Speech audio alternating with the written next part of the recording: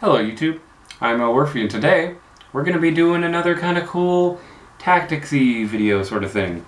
So while I go ahead and pull out, the models to kind of explain my thinking here, because it helps me out to visualize on the table when we come up with new strategies and new ideas, because I actually got to test out, if you haven't seen the video, check it out, but I got to test out a strategy that we actually talked about in a video that I was thinking about, and you know what? It didn't work quite the way I thought, but mainly because my whole force wasn't quite there. But now that everything is kind of built, and I've kind of seen how things operate, I think I'm going to reevaluate the strategies that'll be effective for what I want to do. So let's go ahead and let's get started.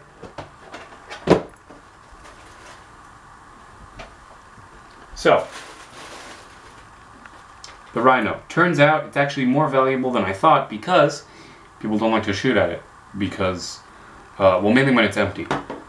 Since the Rhino is only pretty much there for transport and its weapon isn't very useful.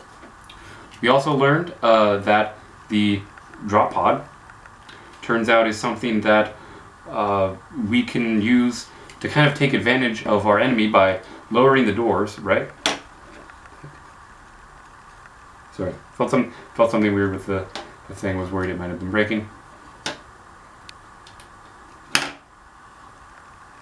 Okay, so we learned that these little tips, the tips on the drop pod, of the wing flaps, count as part of the drop pod, which makes it even more useful for aerial denial, and it'll just straight up kill dudes if it lands on it. So I'm thinking about maybe I should get another drop pod. I don't know yet. Ideally, I don't want to spend any more money. I want to make the units that we have work because it's a lot of money. I don't really want to spend more money on it. I'm just being frank. What else do we have in the box?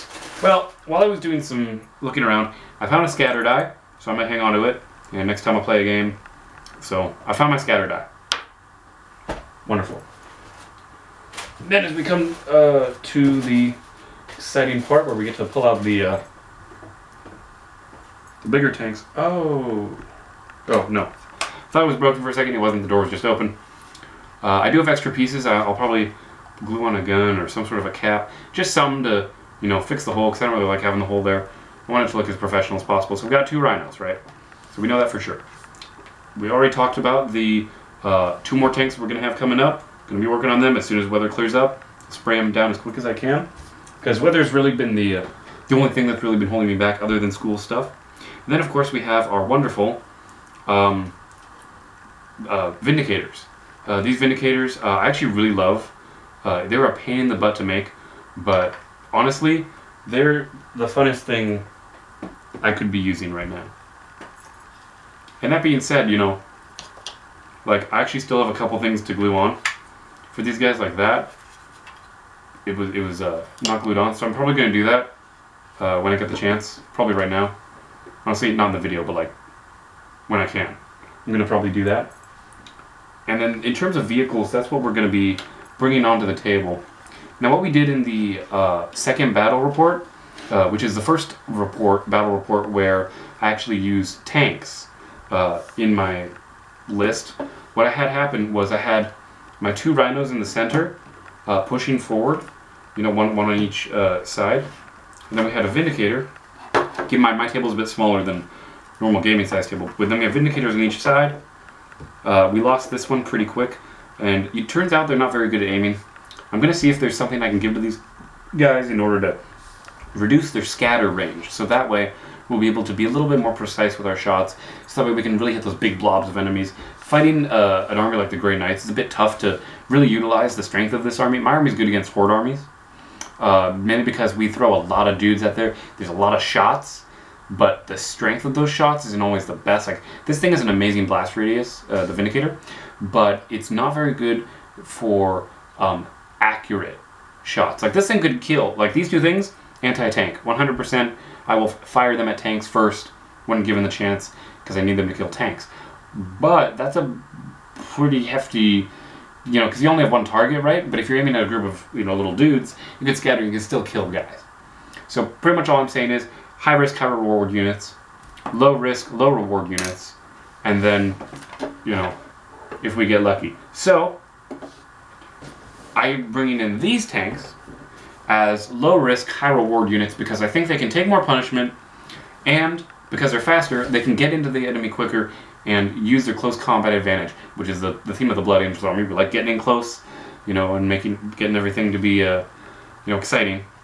So what we had, hold on.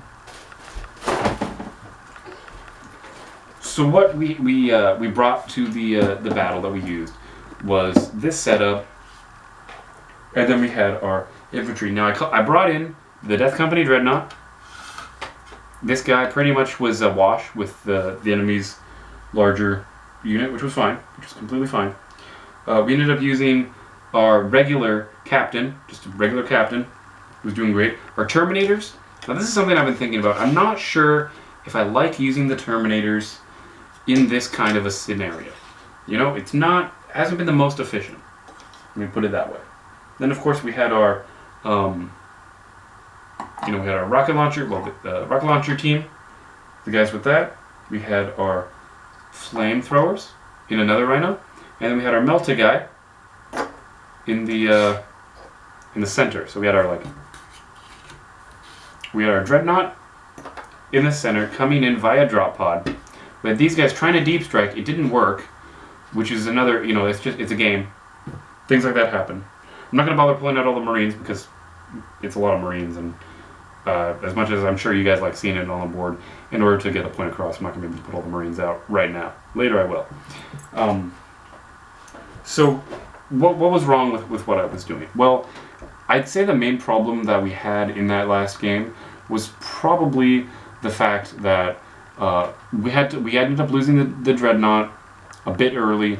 The drop pod did not land successfully enough to where it was giving cover, because that's something I've always kind of wanted to do, is kind of use the drop pod to give cover to my other forces, but I wasn't able to use that effectively based on the situation I was encountering. I was like, you know what, no, I really need to, you know, fulfill a certain role.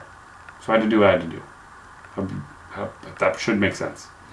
And then, because we were playing without the Terminators essentially for the whole game, it really cut down the strength of my army, because these Terminators, while they're power fists and they can strike last, I only lost like one Terminator in that first engagement in melee, and I feel like if I was using the Terminators against a vehicle, which I did, and it worked, we took it out, but too little too late, you know what I mean? So we know that the Terminators can work, and we know that they can be used to their advantage, but I feel like they need to start on the board. But how do they not get shot right away? Well, I was thinking about perhaps just walking the Dreadnought across the board and taking our Terminators and having them drop in via the drop pod. I'm not sure how this would play out, but I feel like it would make it so that way, while the enemy, no matter what comes out of this drop pod, pretty much it's gonna die.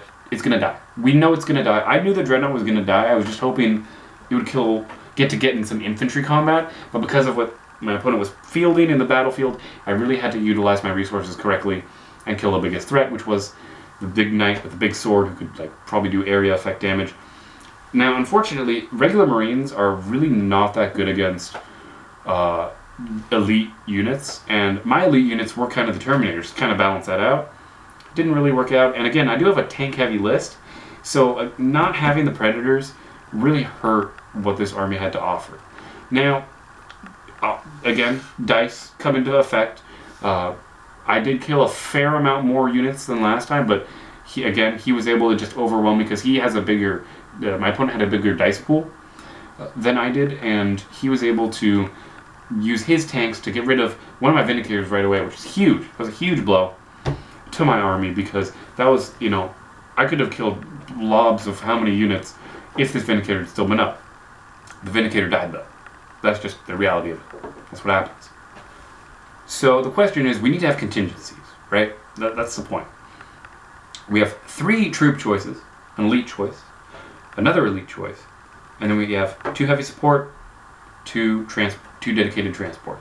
Well, 3 if you count the dropship. But here's the thing, we don't have fast attack. I think fast attack is what's really going to make this work out. Again, that's what Ball Predators are for. They'll get the job done. I really do have confidence in them to do it. Now, the question is, what if we had the Death Company with this?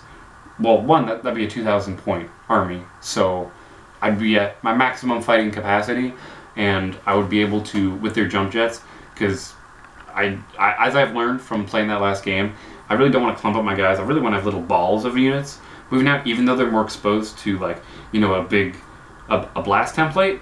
That's not going to be as big of a deal if it means that in killing those, we're not getting our tanks shot, because the tanks are really what's going to happen. If anything, I would argue that the Death Company are more of a distraction. They're like advanced light assault infantry, except they don't count as troop choices, which is why you still need to bring the infantry, the tactical marines.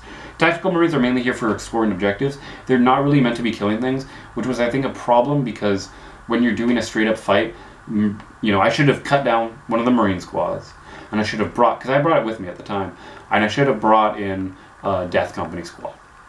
I should have brought it, but I didn't, because inexperienced, and that's completely my fault.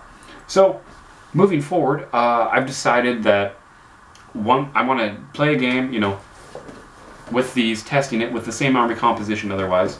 But then if that doesn't work, I'm going to try and do a Death Company, you know, a Death Company army with tanks, right? I'm going to bring only 2 tactical squads. I'm going to bring all the Death Company and then just the Predators and these guys. I don't know how many points it's going to be, but if it turns out to be more economical, I might bring Terminators. Again, we're just going to have to wait and see how it goes. So, in terms of recapping the battle that happened and looking back, I'd say the biggest mistake I made was just, other than dice rolls obviously, was just the positioning of my guys and the fact that I wasn't valuing targets correctly. I think if the Dreadnought had gone after his lead infantry, you know, it would have been much harder for him to take me out, because, you know, that monster guy can only do so much, and I would have had my, you know, if I had this guy not locked in close combat with it, the Vindicators would have been shooting at it, 100%.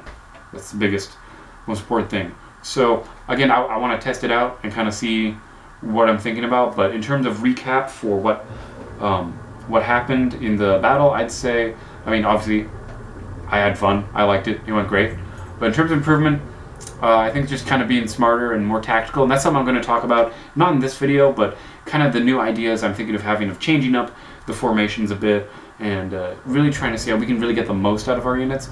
And I'm not willing to spend another $300, you know, just to try some out. I want to be able to actually test it first before I know it works. And I have plenty of stuff now, so I think that should work. So anyway, as always, guys, I am Elwirfy, and I'll see you guys next time.